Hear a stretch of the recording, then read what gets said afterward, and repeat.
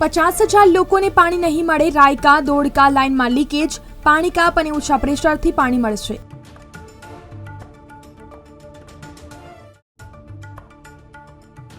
Narmada નીરથી overflow. Atkot Gundala road પર આવેલ check dam Narmada નીરથી overflow.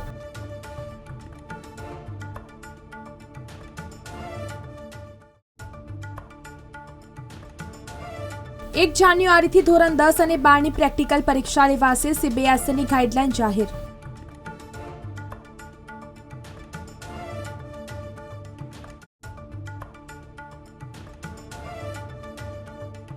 ડુંગળીની આવક. રાજકોટ યાર્ડમાં 22,000 કટ્ટા ડુંગળીની આવક નોંધાઈ.